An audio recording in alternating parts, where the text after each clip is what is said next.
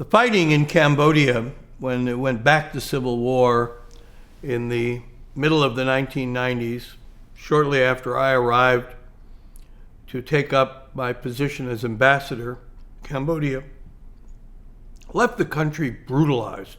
It had been incredibly brutalized during the Khmer Rouge period. Oh, the terrible loss of life.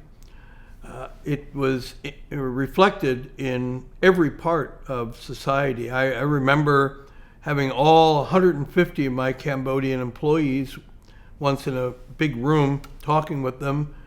And I said, everybody who was in a Khmer Rouge camp during the period of the Khmer Rouge and war, raise your hand.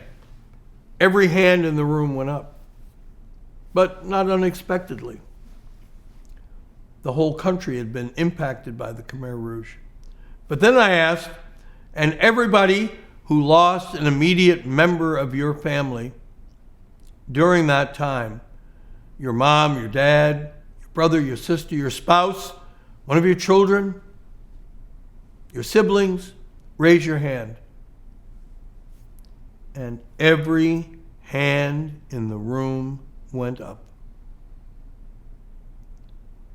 Is there a workforce like that anywhere else in the world?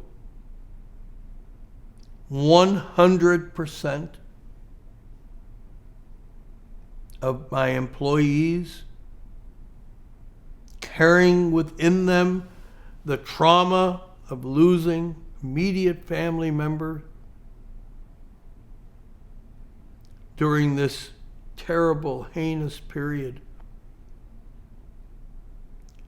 of death, of radical transformation. And so putting society back together, trying to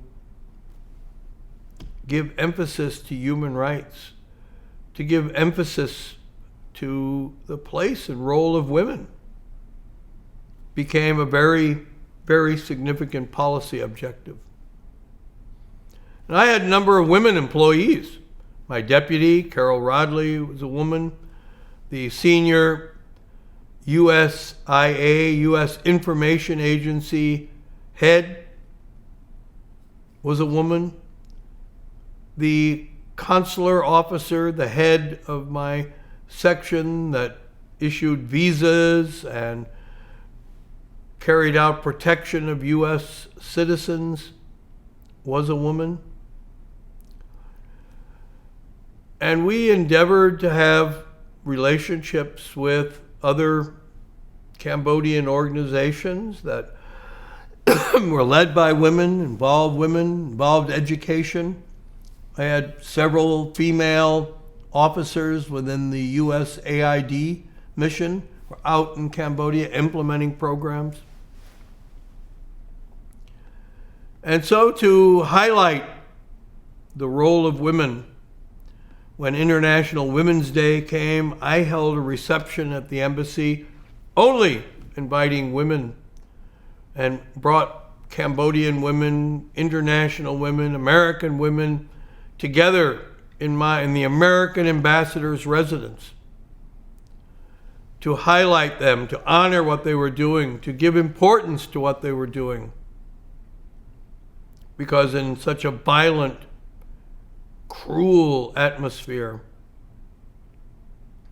where killing was a regular feature of daily Cambodian life, the position of women would not be given emphasis, except with us and a few other.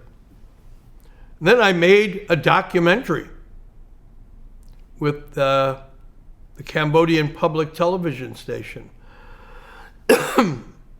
And I took the women officers, my deputy and consular officer, and head of our information office and others, and said, "You're going to be on camera."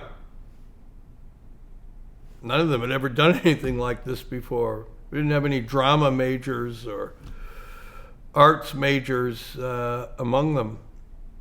but we're shooting video of them arriving in cars and going to meetings and carry out functions. And it was terrific when it played on TV. And it showed Cambodian women a place that they should have, could have, deserve to have in Cambodian society. I was so very, very pleased to be able to do that.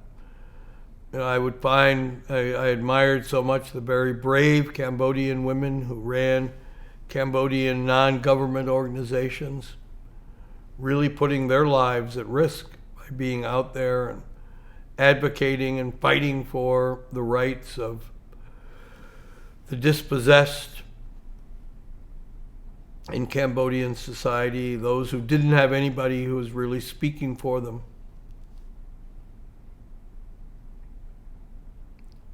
Some change can be done very rapidly and immediately. Others takes time.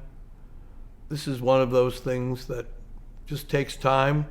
But we were, despite all the fighting, on the front lines, pressing gender issues, gender equity, the role that women should have, deserve to have in Cambodia, as it would endeavor to transform itself and return some social justice, which have been missing for such a long time,